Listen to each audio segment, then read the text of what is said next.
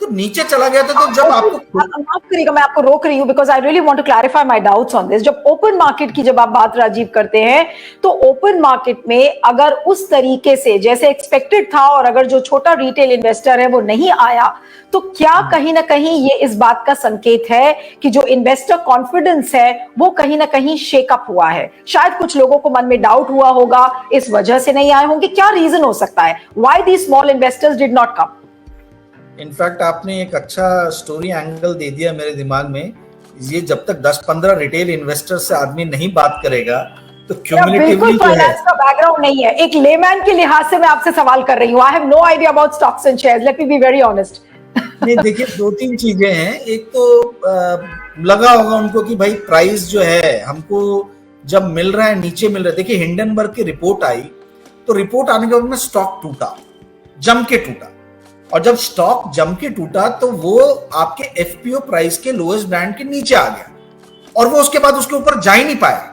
तो जब जा ही नहीं पाया और मेरे को जो ओपन मार्केट में प्राइस से नीचे मिल रहा है, तो मैं एफपीओ में जाके क्यों खरीदूं जब मेरे को ओपन मार्केट में उससे कम प्राइस में मिल रहा है? तो रिटेल इन्वेस्टर ने नहीं लिया। बट अब सवाल वो ये कि इंस्टीट्यूशनल इन्वेस्टर्स ने क्यों लिया या एचएनआईज ने क्यों लिया? तो इंस्टीट्यूशनल इन्वेस्टर्स जो हैं उनका टाइम स्पैन जो रहता है वो लंबा रहता है, 5 से 10 साल, 6 साल, 8 साल की अवधि रहती है। रिटेल इन्वेस्टर ये सोचता है कि मैं आज खरीदूं, 10 दिन बाद बेच के प्रॉफिट कमा लूं। बहुत कम रिटेल इन्वेस्टर्स रहते हैं जो लंबे टाइम तक के लिए टिकते हैं। तो एक शायद वो भी हो सकता है रीजन। बट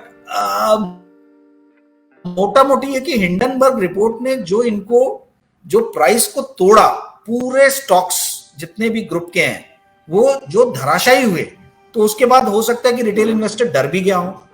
ओपन मार्केट से नीचे प्राइस मिल रहा था, वो एक रीजन हो सकता है। घबरा गया हो क्योंकि वोलेटिलिटी बहुत ज्यादा थी, वो एक रीजन हो सकता है। तो कई रीजन हो सकते हैं जिसके कारण रिटेल इन्वेस्टर नहीं आया और जिसके कारण जो इनका ऑब्जेक्टिव जो था, एम जो था कि हम अपने शेयर होल्डर रजिस्ट्री को बढ़ाएंगे, वो उसमें सक्सेसफुल नहीं हुए। क्योंकि 12-13% सिर्फ रिटेल इन्वेस्टर ने अप्लाई किया है। और एनआई का, यानी जो जिसको एचएनआई आप लोग बोलते हैं आम भाषा में, उसके अंदर 2 कैटेगरी है। एक वो है जो 10 लाख के ऊपर शेयर्स बिड कर सकता है, जिसके अंदर में अल्ट्रा रिच फैमिली ऑफिसेज आ जाते हैं। जो भी आपने नाम लिए व्हाट्सएप ग्रुप के, ये 10 लाख के ऊपर वाले में ये अप्लाई कर सकते हैं, ठीक है।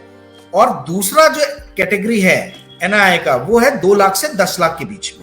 तो ये 2 लाख से 10 लाख के बीच में जो कैटेगरी है, इसमें भी बहुत ही ज्यादा मतलब डिसअपॉइंटिंग ल्यूकवार्म रिस्पॉन्स रहा है। इसके अंदर में जो टोटल सब्सक्रिप्शन है वो सिर्फ 3% है, ओनली 3%। तो टोटल जो शेयर्स ऑफर थे वो 30.45 लाख थे। तो 30.45 लाख आवाज कट रही है राजीव, आपकी आवाज कट कट कर आ रही है बीच में। अच्छा, I don't know, might be some आपके सिग्नल में मुझे लग रहा है कुछ इशू है इंटरनेट में।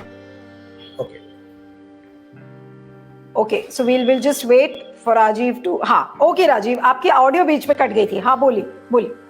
मैं ये बोल रहा हूँ कि जो एचएनआई का या एनआई का जो सेकेंड कैटेगरी है, जो अल्ट्रा रिच नहीं है, जो 2 लाख से 10 लाख के बीच वाला कैटेगरी है, उसमें भी काफी ल्यूकवार्म रिस्पॉन्स मिला है इस एफपीओ को। मात्र 3% जो शेयर्स ऑफर थे उसका मात्र 3% जो है वही सब्सक्राइब हुआ। अब ये जो इस कैटेगरी में जो शेयर्स ऑफर थे वो था 30.45 लाख।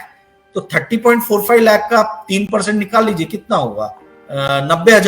90,000 से 1 लाख शेयर ही सिर्फ लिए गए।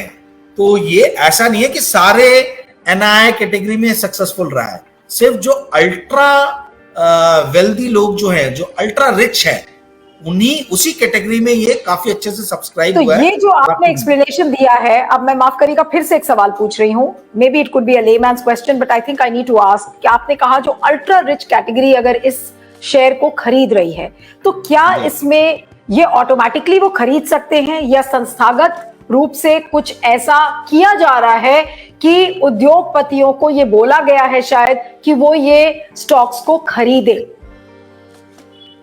अब इस पे देखिए मैं क्या कमेंट करूं, ये कयास लगाने वाली बात है। मैं इस पे कुछ भी कमेंट करके अपनी क्रेडिबिलिटी लूज नहीं करना चाहता हूं। मुझे पता ही नहीं है इस चीज के बारे में। तो मैं कैसे बोलूं कि हाँ भाई उनको बोला गया है, नहीं बोला गया है? मतलब उनको बोला भी गया होगा तो वही मेरे और आपके सामने तो नहीं बोला गया होगा, है ना? तो ऑब्वियसली हाँ, तो फिर इसके ऊपर मैं क्या, मतलब क्या, अब मैं क्या आपको कमेंट करूं? मतलब इट्स वेरी डिफिकल्ट। मुझे क्या, आपको भी कमेंट नहीं करना चाहिए, क्योंकि हमको पता ही नहीं है कि हुआ क्या है।